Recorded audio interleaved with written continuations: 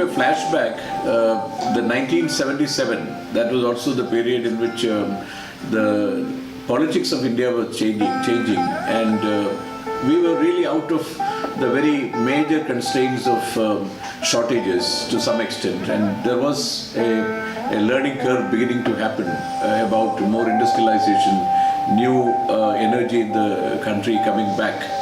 At that point in time, I joined the Karnataka State Handloom Development Corporation, and that is when I discovered that there was about 150,000 Janata sarees in stock, which was not being sold off.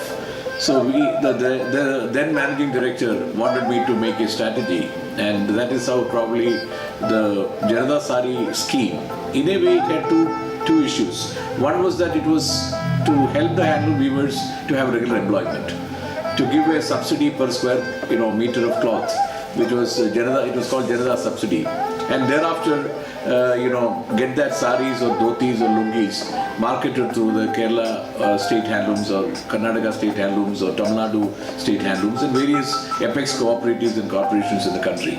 However, it had a damaging impact on the weaving traditions of the country, because most of the good weavers started finding the easy the road of least resistance, so to say, and started weaving the very simple 40s saris and lungis.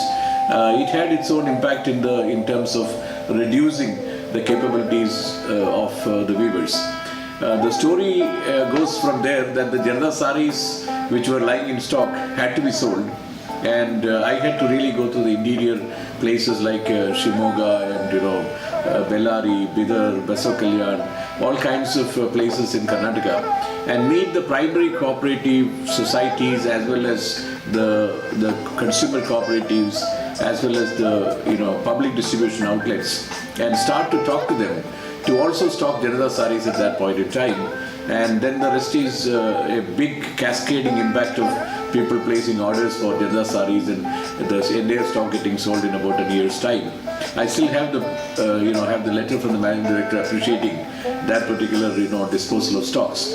But what it taught me was that the basic roti, kapda, makan issues of our country sort of plagued at that point in time, and very basic clothing requirements of people to some extent was solved by the Janata Sari scheme.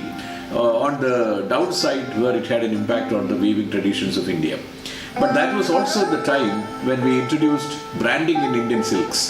The Priyadarshini, for example, came at that point in time, and we had the first fashion show, I would presume, in the country of silk saris called Trend 79, staged in a club in Bangalore, where we had shown the beautiful silk saris, and at the end of the show, while the people are watching the show, they had a matching profile of the model with the sari, and they could tick the number of the sari which is shown at the back of the model, and then put it into a box, and the saris got distributed or delivered at their home. So these kind of things, and also some of the garments made. There was a very enterprising Mrs. George, who was running the small garment unit in the Karnataka Handloom Development Corporation. I would say that my first brush with fashion was through that highly suave and very well turned out lady officer who held the charge of that particular unit. And I remember she asking me to make a business plan for that, how to promote those garments. And we had in the Handloom Spring Bazaar in 1977, which also staged the largest agricultural agriculture show in the country, the Agri Show, also started in 1977. So the Handloom Spring Bazaar was an annexure to that show, and we had for the first time showcased handloom silk garments as well as the beautiful Priyadarshini saris in that exhibition. And I remember the Handloom Commissioner's office, which had such stalwarts like Mani Narayan Swami and Renika Sinha and Sheshadriji. All these people were very passionate about handlooms, and we had very, very important dignitaries from the central government coming for the fashion show which was staged in Pragati Maidan.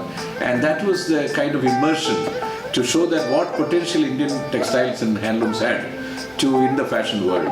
It is also very interesting that similar exercise was done later in 1983 in Kerala when we started the Handex International with 150 sewing machines, and we started the first air-conditioned showroom for handloom garments on the railway station road in Trivandrum.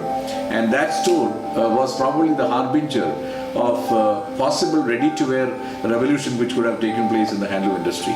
So there was a lot of experiments going on in the country from in that period which I can recall to project to the next level of ready-to-wear and fashion. But the word fashion, as I said, started only with the setting up of National Institute of Fashion Technology, which came almost 40 years after independence. But if you really look at the design, was very much on the mind of the political leadership and the initial post-independent group of ministers and the Honorable Prime Minister at that point in time, who thought of setting up the modern temples of democracy, as it was called, the institutions. Whether it is a Mountaineering Institute or the IIM, Indian Institute of Management, or the Indian Institute of Technology, or the National Institute of Design, all came in the period between 1955 to 1962. And NID was born in 1961. It completed 50 years in 2011. So if you look at the first textile department, which was a result of the Fab India's, at that point in time, John Bissell, who came into India, and he started exporting Indian handloom garments, as you would probably read in the Fab India story, to USA.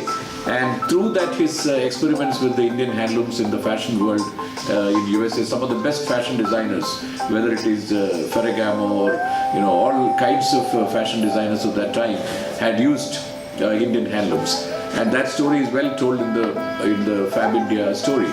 But John Bissell was also asked by the UNDP to look at what kind of a textile course need to be introduced in India, and what kind of a textile tradition in terms of curriculum need to be built in. So there was in the National Institute of Design, with the UNDP's assistance, John Bissell doing some research and suggesting the equipment required, etc., which made history, because that was how the textile department was set up, and the evolution of textile to much later in 1992, the apparel department, which came in a more full-fledged manner. The activities, if you look at, the institutes had a role to play in introducing design into the country, and for fashion work to be also introduced to the country. And that is how the evolution of the story linked to the Indian textile heritage, the evolution of the design because of the poor standards of Indian small-scale manufacturing which existed post-independence, and how to correct that for an Indian design idiom.